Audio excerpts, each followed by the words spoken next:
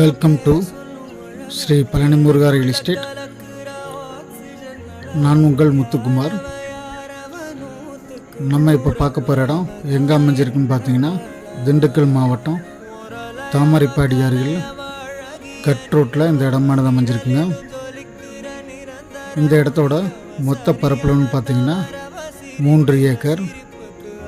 இந்த இடத்துல பார்த்தீங்கன்னா மாமரம் கொஞ்சம் உள்ளதுங்க. மீதி பார்த்தீங்கன்னா எம்டி லேண்டாக தான் இருக்குது. இந்த இடத்துல கிணறு, சர்வீஸ், போர் எதுவுமே கிடையாதுங்க.